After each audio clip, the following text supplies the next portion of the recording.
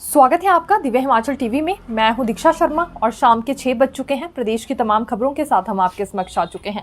कई latest updates आज इस बुलेटिन में हम आपके साथ साझा करने वाले हैं। देखिए, बड़ी बात जीओएआईटी पोस्ट कोड 817 को लेकर करने वाले हैं, क्योंकि अभ्यर्थी काफी ज्यादा इंतजार में बने हुए हैं। लेकिन क्या आप जानते हैं, इनका इंतजार और ज्यादा बढ़ने वाला है। आखिरकार किस वजह से लेट लतीफी अब रिजल्ट घोषित करने में होने वाली है, ये जानकारी हम आपको देंगे। क्या राज्य चयन आयोग की ओर से अब हवाला दिया गया है, क्योंकि पहले माना जा रहा था कि जून के आखिरी सप्ताह में रिजल्ट घोषित कर दिया जाएगा पोस्ट कोड 817 का, लेकिन ऐसा नहीं है। अब यहाँ इंतजार थोड़ा सा और बढ़ गया है। किस वजह से, बिल्कुल इस बुलेटिन में ये बारीकी से हम 817 के अभ्यर्थियों के लिए जानकारी लेकर आए हैं। दूसरी बड़ी बात उन छात्रों से जुड़ी करना चाहेंगे जहां बेरहमी से पिटाई की गई है, और सभी छात्रों की ओर से शिक्षकों पर यह आरोप लगाया जा रहा है कि एक छात्र को मिलकर 3 शिक्षकों ने बुरी तरह से पीटा। सरकारी स्कूल का मामला है, और जिसके बाद काफी ज्यादा बवाल मच गया है। क्या कुछ यहाँ पर छात्रों की ओर से हवाला दिया जा रहा है, क्या शिक्षकों का कहना है, ये अपडेट हम आप तक पहुंचाने वाले हैं। तीसरी बात कंगना रनौत को लेकर करेंगे, क्योंकि बड़ा बयान इन्होंने कांग्रेस पर दे दिया है। अभी देखिए, इनकी मूवी इमरजेंसी जल्दी ही रिलीज होने वाली है। ठीक उससे पहले इसी मूवी से संबंधित एक बयान इन्होंने कांग्रेस पर दिया है, जिस पर काफी सारी प्रतिक्रियाएं कांग्रेस नेताओं की ओर से भी सामने आ रही हैं। आखिरकार अब क्या विवादित बयान कंगना रनौत की ओर से दिया गया है, ये जानकारी भी आपको देंगे। लेकिन शुरुआत मौसम से करना चाहेंगे, क्योंकि 28 और 29 जून को येलो अलर्ट जारी किया गया है, और काफी ज्यादा सावधानी बरतने के लिए मौसम विज्ञान केंद्र की ओर से कहा गया है। दूसरी बड़ी बात, अभी 2 जुलाई तक मौसम इसी तरह का बना रहेगा, यानी कि बारिश को लेकर यहां आसार जताए गए हैं। तो जरूरी है सावधानी बरती जाए जगह जगह, क्योंकि भूस्खलन होने के मामले अब सामने आने लगे हैं। अभी तो मॉनसून ने दस्तक दी भी नहीं है, प्री मॉनसून की ही बौछारें हैं, लेकिन इसमें भी नुकसान कम नहीं हो रहा है। और देखिए, 707 नेशनल हाईवे बंद हो गया है। जिला सिरमौर की शिलाई को जोड़ने वाला ये नेशनल हाईवे है, प्रभावित एक बार फिर से हुआ है। पहले भी कई दफा इसी नेशनल हाईवे पर और इसी स्थान पर जहां कि आज लैंडस्लाइड हुआ है, कई मर्तबा पहले भी इस तरह की स्थिति वहां पर देखने में आई है। ये शिलाई से ठीक 8 किलोमीटर पहले रोड पर मलबा गिर गया है, बड़ी बड़ी चट्टानें आ गई हैं, और स्थानीय लोगों की ओर से हवाला ये दिया जा रहा है कि अब वैज्ञानिक ढंग से वहां कंपनी की ओर से खनन को अंजाम दिया जा रहा है, जिस वजह से पहाड़ी लुढ़क कर नीचे आ रही है। अब फिर से मलबा नेशनल हाईवे पर गिर गया है, जिस वजह से लंबी लंबी कतारें वहां गाड़ियों की लग गई है।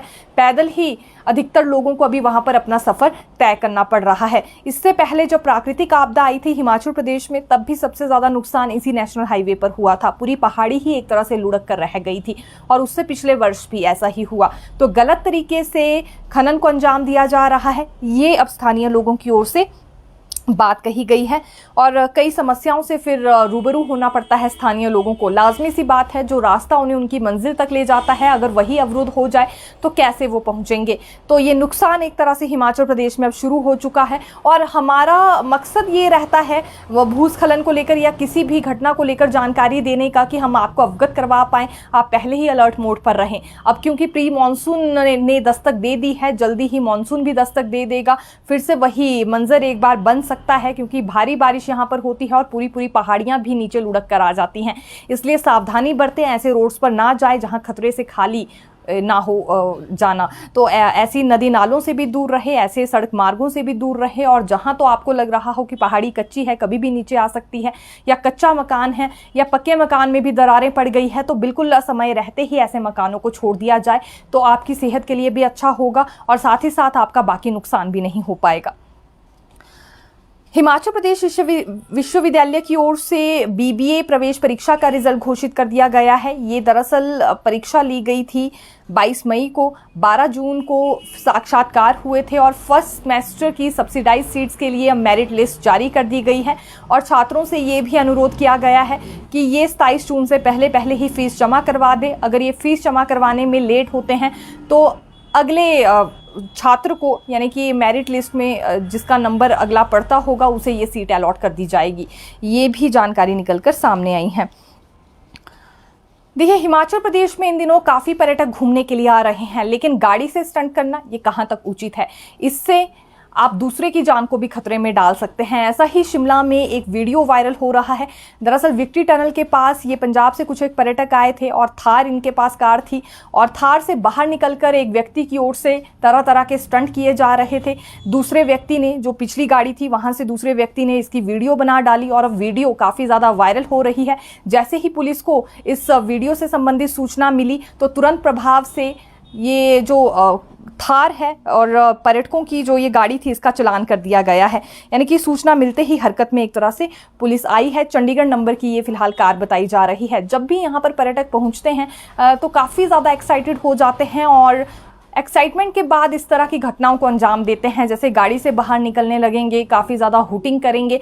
चलिए वो फिर भी एक हद तक हम मान सकते हैं, लेकिन थार के बाहर बिल्कुल निकल जाना और फिर तरह तरह के स्टंट करना, इससे अपनी जान को तो खतरे में डाल ही रहे हैं, लेकिन कोई दूसरा बड़ा हादसा भी पेश आ सकता है। तो ऐसा ही हादसा आज भी पेश आ सकता था और इस व्यक्ति की वीडियो भी बनाई गई है और अब इस चंडीगढ़ नंबर की गाड़ी का चालान भी हो चुका है। अक्सर इस तरह की घटनाएं युवा करते हुए देखे जाते हैं। जो काफ़ी यंगस्टर्स यहाँ पर पहुँचते हैं क्योंकि दोस्तों के साथ आते हैं, तो चिल्लाना और इस तरह से अय्याशी करना उन्हें काफ़ी अच्छा लगता है, लेकिन इसका एक नेगेटिव इम्पैक्ट भी हो सकता है। देखिए, एक हैरत अंगेज मामला सामने आया है। ये सोलन शहर का मामला बताया जा रहा है, जहां एक युवक ने पहले अपनी ही किडनैपिंग करवाई और अपनी किडनैपिंग करवाने के बाद अपने घर वालों को मैसेज अपने ही नंबर से भिजवाया, जिसमें उसका कहना था कि 1 लाख की राशि वो जल्दी दे दे, नहीं तो उसकी जान खतरे में है। अब देखिए पूरा मामला क्या है, बारीकी से आपको जानकारी देते हैं। इस व्यक्ति का नाम अमन गोयल है और ये शूलिनी मेले के लिए निकला था, लेकिन वापस घर नहीं लौटा और अगले दिन इसने अपने दोस्त के नंबर पर अपने ही फ़ोन से मैसेज भेजा, जिसमें इसने कहा था कि अमन गोयल काफ़ी खतरे में है और बेसुध हालत में उसकी फ़ोटो भी भेजी। उसके घर वालों को ये मैसेज पहुंचा दिया जाए कि 1 लाख की राशि लेकर वो जल्दी ही एक स्थान पर पहुंचे। और इस बात की शिकायत करने के लिए अभय गोयल सामने आया, जो कि अमन गोयल का भाई था। अभय गोयल ने पुलिस में शिकायत दर्ज करवा दी कि उसका भाई खतरे में है और बेसुध हालत में उसकी फ़ोटो भी भेजी गई है उसी के दोस्त के फ़ोन में। उसके बाद पुलिस तलाशने निकली इस व्यक्ति को और देखिए इसकी तलाश कहां खत्म हुई। हरियाणा क्षेत्र के शाहपुर के समीप बने गुरुद्वारा के पास इसे सड़क से बरामद किया गया। ये अकेला ही खड़ा था। जब अमन गोयल से पूछताछ की गई तो इसने सब कुछ सच सच उगल दिया। इसका ये कहना था कि बेकरी शॉप ये चला रहा था और बिजनेस से जुड़े कुछ नुकसान इसे हो रहे थे, घर वालों से भी मनमुटाव था, तो इसने सोचा क्यों ना पैसे ऐंठने के लिए अपने घर वालों का ही इस्तेमाल किया जाए। खुद को पहले किडनैप बताया, उसके बाद 1 लाख की राशि भी मांगी, लेकिन घर वाले थोड़े से सतर्क इस मामले में निकले। उन्होंने पहले पुलिस को कंप्लेंट कर दी और पुलिस ने इसे तलाशा, जिसके बाद पता चला अपनी किडनैपिंग भी इसने खुद ही करवाई थी। एक तरह से साजिश इसने रची थी, किडनैप किसी ने नहीं किया था, लेकिन घर वालों तक इसने ये जानकारी पहुंचाई कि इसकी किडनैपिंग हो चुकी है और जल्दी ही 1 लाख की राशि का भी वो इंतजाम कर ले। तो इस तरह की घटनाएं और हैरत अंगेज मामले इन दिनों देखिए सामने आ रहे हैं। अपने ही घर वालों को बेवकूफ़ बनाकर पैसे ऐंठने की कोशिश इस युवक की ओर से हुई है। आज भाजपाइयों की ओर से काला दिवस मनाया गया है, क्योंकि 25 जून 1975 को ही देश में इमरजेंसी लगाई गई थी पूर्व प्रधानमंत्री स्वर्गीय इंदिरा गांधी की ओर से, और इसका विरोध आज भी भाजपा की ओर से जताया जाता है। दरअसल शिमला के सीटीओ से पूरे बाजार में इनकी ओर से एक मौन रैली निकाली गई थी और ये मौन जुलूस इन्होंने इसीलिए निकाला था ताकि बाकी लोगों को भी अवगत करवाया जा सके कि वो कैसा दौर था जब इमरजेंसी लगा दी गई थी। इस बीच पूर्व मंत्री सुरेश भारद्वाज की ओर से एक स्टेटमेंट ये भी दी गई है कि एक नेता की कुर्सी बचाने के लिए पूरे देश में इमरजेंसी लगा दी गई थी, पूरे देश को जेल खाना बना दिया गया था, बिना वजह ही दूसरी पार्टी के नेताओं को जेल में भरा जा रहा था। वैसी सिचुएशन फिर कभी ना आए, इसीलिए बार बार उस दिन को काले दिवस के रूप में भाजपा की ओर से मनाया जाता है। ये केवल शिमला नहीं बल्कि चंबा, ऊना, हर जिला में भाजपा की ओर से इसी तरह से मौन जुलूस निकाला गया है और पूरे देश भर में आज इसका बड़ा इम्पैक्ट देखने के लिए मिला है। यानी कि पूरे देश भर में ही भाजपा की ओर से मौन जुलूस निकाला गया। देखिए, गोलीकांड मामले में आंदोलन करने की चेतावनी भी भाजपा की ओर से दे दी गई है। बिलासपुर कोर्ट के बाहर ये गोलीकांड वाला मामला सामने आया था, जहां गोलियां बरसाई गई दूसरे व्यक्तियों पर, और व्यक्ति वो थे जिन्होंने पिछले कुछ दिनों में यहां हमला किया था बंबर ठाकुर को, जो कि पूर्व विधायक है। तो बंबर ठाकुर पर हमला करने वाले आरोपियों पर गोली चलाई, किसने चलाई अभी तक पुष्टि इसकी नहीं हो पाई है, लेकिन जो पुलिस की जांच कहती है उसके मुताबिक जो बंबर ठाकुर के बड़े बेटे हैं पुरंजन ठाकुर, उनका नाम नाम इसमें सामने आ रहा है। पुलिस के पास एक कॉल रिकॉर्डिंग भी है जिसमें शूटर के साथ पुरंजन ठाकुर बात कर रहे हैं, लेकिन बंबर ठाकुर ने सभी आरोपों को सिरे से नकार दिया है। इस मामले को सीबीआई जांच को दिया जाए, ये मांग उनकी ओर से उठाई जा रही है। लेकिन अभी नई अपडेट इसमें क्या है, देखिए 2 आरोपी क्योंकि गिरफ्तार इसमें हुए हैं। एक तो शूटर सन्नी गिल है जिसने बिलासपुर कोर्ट के बाहर गोलियां बरसा दी थी उन लोगों पर जिनका हाथ था बंबर ठाकुर पर हमला करने का। तो उनमें से जो मुख्य शूटर था सन्नी गिल, उसे गिरफ्तार कर दिया गया है। और दूसरा व्यक्ति इसमें गौरव नड्डा है। गौरव नड्डा ने ही क्योंकि पनाह दी थी अपने पिता के सरकारी आवास में सन्नी गिल को रहने के लिए, इस वजह से इनकी भी गिरफ्तारी हुई है। अभी 5 दिन के रिमांड पर ये दोनों थे, उसके बाद फिर 6 दिन के रिमांड पर शूटर सन्नी गिल को पुलिस ने ले लिया है। और जो अनमोल शर्मा उर्फ गौरव नड्डा है, इन्हें 14 दिन की न्यायिक हिरासत पर भेज दिया है। तो अभी यही इसमें मोड़ आया है। इसके अलावा पुरंजन ठाकुर जो कि मास्टरमाइंड इस गोलीकांड के माने जा रहे हैं, वो पुलिस की गिरफ्त में नहीं है और अग्रिम जमानत के लिए भी उनकी ओर से याचिका दायर कर दी गई है कोर्ट में। हालांकि अभी तक पुलिस की गिरफ्त से बाहर है, ना उन्होंने किसी सवाल का कोई जवाब दिया है। सिर्फ बंबर ठाकुर ही ये कह रहे हैं कि उनके परिवार की छवि खराब हो रही है, उनके बेटे पर यहाँ नाम फंसाया जा रहा है और गोलीकांड का मास्टरमाइंड उसे बताने में भाजपा ही तुली हुई है। ये भाजपा का ही षड्यंत्र है और डीजीपी भी इस षड्यंत्र में शामिल है। ये बंबर ठाकुर ने आरोप लगाए हैं, लेकिन जो जांच हो रही है वो कुछ और ही कह रही है। और अब तो पुरंजन ठाकुर की ओर से अग्रिम जमानत को लेकर भी याचिका दायर कर दी गई है, लेकिन अभी तक पुलिस की गिरफ्त में नहीं है, तलाश जारी है इनकी भी। और दूसरी ओर एक और व्यक्ति है जिसका नाम मल्ली है। ये वही व्यक्ति है जिसने पुरंजन ठाकुर को और शूटर सन्नी गिल को मिलवाया था। तो ये भी अभी तक पुलिस की गिरफ्त से बाहर चल रहा है। तो ये पूरा वाक्य है और इस बीच भाजपा की ओर से चेतावनी ये दे दी गई है कि ये जल्दी ही आंदोलन करेंगे अगर इसमें कार्रवाई जल्द से जल्द नहीं होती है।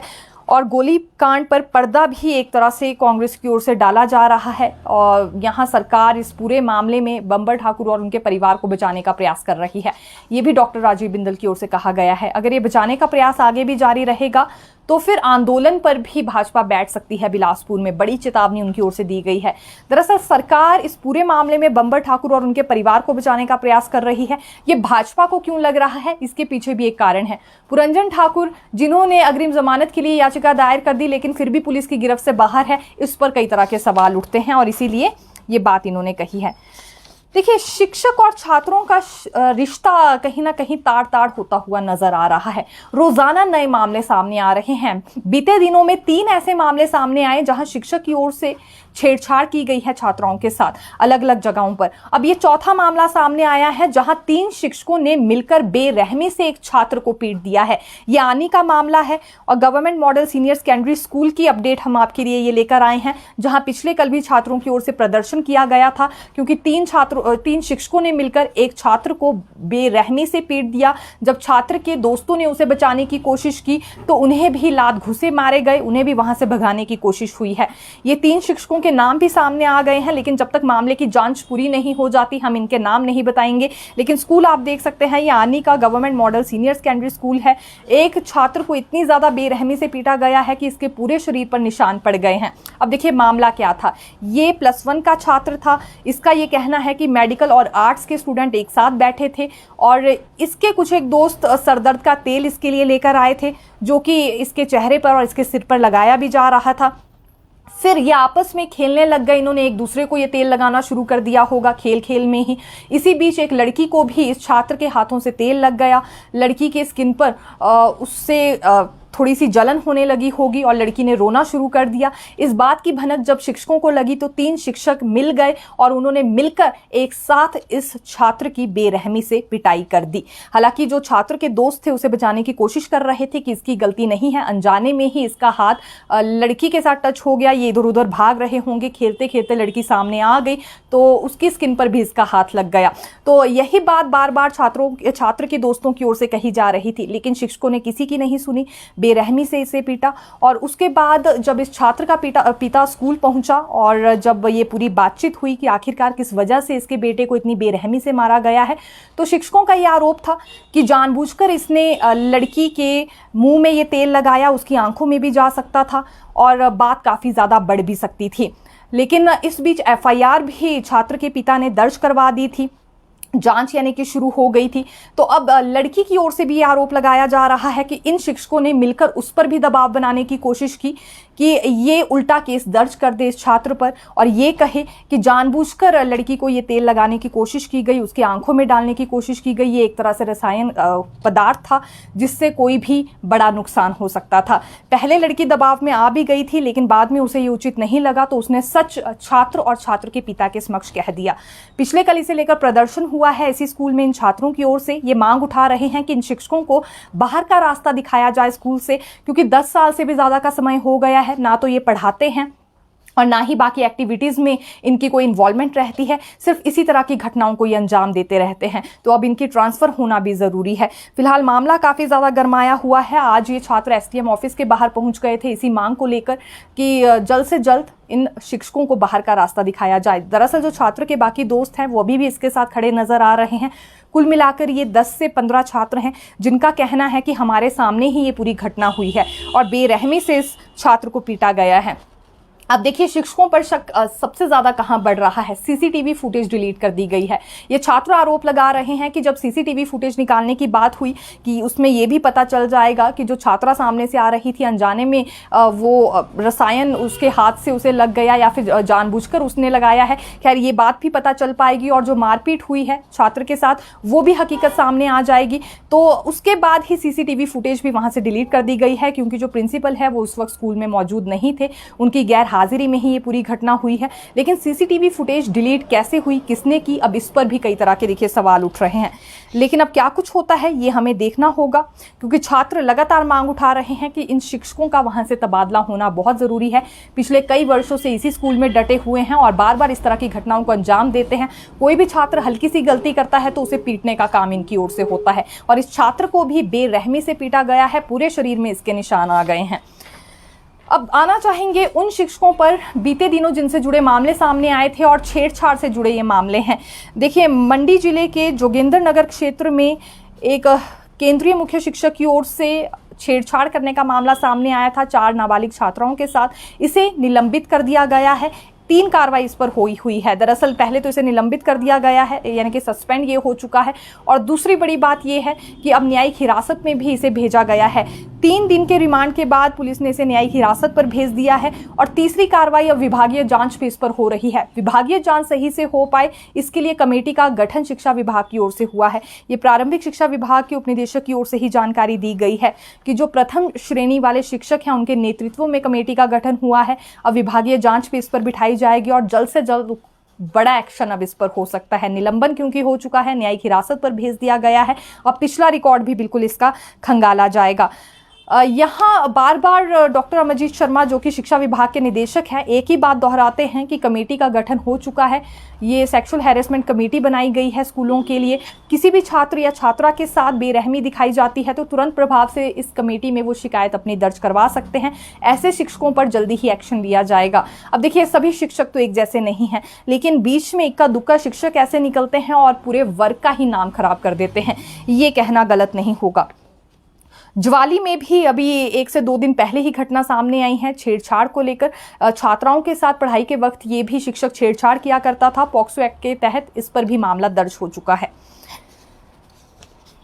देखिए आज बड़ा बयान दिया गया है शांता कुमार की ओर से, जो कि पूर्व मुख्यमंत्री हैं हिमाचल प्रदेश के, और इन्होंने मुख्यमंत्री सुक्खू और उनकी धर्मपत्नी पर यह बड़ा बयान दिया है। शांता कुमार का ये कहना है कि जिस तरह से सीएम सुक्खू ने अपनी धर्मपत्नी को ही चुनावी मैदान में उतार दिया है, ये परिवारवाद की राजनीति को बढ़ावा देना है और ये सबसे घटिया मिसाल है परिवारवाद की। इन्हीं शब्दों का इस्तेमाल इनकी ओर से किया गया है। देहरा में क्या कांग्रेस के पास कोई और नेता नहीं था, कोई और कैंडिडेट नहीं था जो अपनी ही धर्मपत्नी को उन्हें चुनावी मैदान में उतारना पड़ा? ये परिवारवाद की राजनीति को बढ़ावा क्यों मिल रहा है? ये इस तरह की घटिया मिसाल क्यों दी जा रही है? ये सवाल इन्होंने उठाए हैं और साथ ही साथ ये भी कहा है कि इस बार लोकसभा चुनावों में जो जनादेश आया है बिल्कुल सही है, क्योंकि भाजपा को भी अहंकार हो गया था, इसलिए पूरा जनादेश तो उन्हें भी नहीं मिला है, लेकिन यहाँ विपक्ष को भी एक तरह से लोगों ने जिंदा रखा, विपक्ष को भी मजबूत बनाया और मोदी की सरकार बनाई। भाजपा में अहंकार हो गया था, उन्हें लग रहा था कि अपना टारगेट पूरा कर लेंगे, लेकिन ऐसा लोगों ने नहीं होने दिया। यानी कि एक तरह से भाजपा की भी तरफदारी पूरी तरह से शांता कुमार ने नहीं की है और इनका स्वभाव ऐसा ही है, जो इन्हें गलत लगता है उसे गलत ही कहेंगे, जो सही है उसे सही ही कहेंगे। सिर्फ पार्टी की विचारधारा पर ये फोकस नहीं करते हैं कि अगर भाजपा से जुड़े हुए हैं तो कुछ ना कुछ भाजपा के फेवर में ही कहने वाले हैं।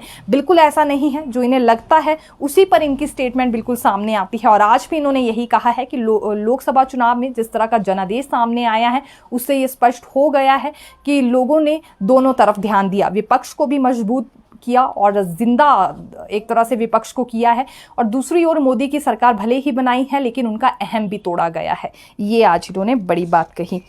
कांग्रेस की वरिष्ठ नेत्री और पूर्व राज्यसभा सांसद विप्लव ठाकुर ने भी आज देहरा में बड़ा बयान दिया है। ये आज देहरा पहुंची थी, जहां इन्होंने होशियार सिंह को लालची कहा। दरअसल इनका ये कहना है कि लालच में और दबाव में आ गए होशियार सिंह, जो उन्होंने इस्तीफा दे दिया।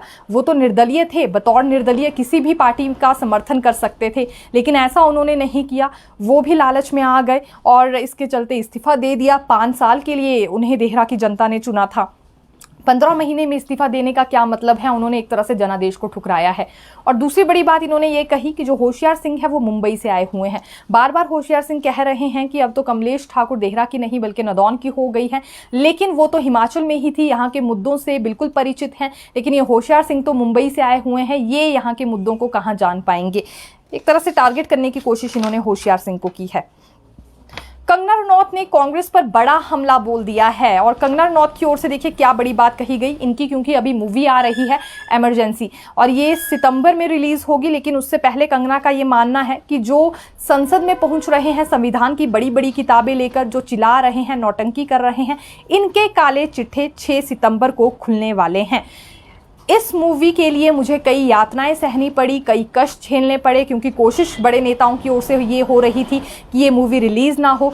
इस मूवी के लिए मैंने अपने घर के जेवर और आधे से ज़्यादा प्रॉपर्टी गिरवी रख दी है, तब जाकर ये मूवी बनाई गई है, क्योंकि मैं चाहती थी कि लोगों तक ये इमरजेंसी पहुंच सके। यानी कि इमरजेंसी से जुड़े जो भी उस वक्त फैक्ट्स रहे या फिर जो भी सिचुएशन रही वो जन जन तक पहुंच सके। इसके लिए ही कंगना रनौत ने ये मूवी बनाई है और कई समस्याओं से निपटकर उन्होंने ये मूवी बनाई है। और तो और अपने जेवर भी गिरवी रख दिए हैं और इनका कहना है कि घर तक इन्होंने अपना इसमें गिरवी रख दिया है। तो ये बड़ी बात आज कंगना रनौत की ओर से कही गई है। हालांकि ये कितनी दमदार इनकी मूवी होती है खैर आने वाले समय में ही पता चल पाएगा, लेकिन लाजमी सी बात है अगर इमरजेंसी को लेकर बनाई गई है तो पूरी तरह से इसमें इंदिरा गांधी को टारगेट किया जा रहा है और साथ ही साथ गांधी परिवार को टारगेट करने में कोई भी कमी ये नहीं रखने वाली है। और जिस तरह की पुरानी हिस्ट्री रही है कंगना रनौत की, तो बाकी मूवीज़ भी उनकी देखी जा सकती हैं किस प्रकार की होती हैं। और यहाँ भी बार बार कंगना रनौत की ओर से यही कहा जा रहा है कि सभी फैक्ट्स को लेकर इसमें आ रही हैं। उस वक्त जो सिचुएशन बनी थी हूबहू वही तस्वीरें दिखाने का प्रयास इन्होंने अपनी इस मूवी में किया है। देखिए 16वां वित्त आयोग कल यहाँ आया था और प्रेस कॉन्फ्रेंस भी हुई थी। ये दिल्ली के लिए अब वित्त आयोग के सदस्य लौट गए हैं। हालांकि फाइनेंस कमीशन के सदस्यों ने वाकना घाट में और सोलन के रबौन में कुछ एक बागवानी के प्रोजेक्ट्स भी देखे हैं। उसके बाद ये चंडीगढ़ गए और चंडीगढ़ एयरपोर्ट से दिल्ली के लिए रवाना हो गए। तीसरी बात जीओएआईटी पोस्ट कोड 817 को लेकर करेंगे, क्योंकि पहले राज्य चयन आयोग की ओर से ही ये हवाला दिया गया था कि इनका रिजल्ट जल्दी घोषित कर दिया जाएगा, जून के आखिरी सप्ताह में आ जाएगा।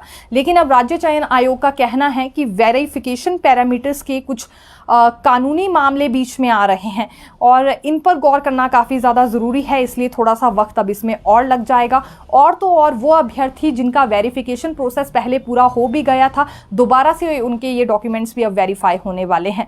जैसा कि इन्होंने कहा कि कुछ वेरिफिकेशन को लेकर पैरामीटर्स हैं और कानूनी पेच कुछ बीच में आ रहे हैं, तो इस पर स्टडी करना अब ज़रूरी होगा। तो यानी कि जून के आखिरी सप्ताह में तो ये रिजल्ट घोषित नहीं हो पाएगा, ये हम बात स्पष्ट करना चाहेंगे, क्योंकि पोस्ट कोड 817 के अभ्यर्थी बार बार कमेंट्स कर रहे थे कि रिजल्ट इनका कब तक घोषित होने वाला है।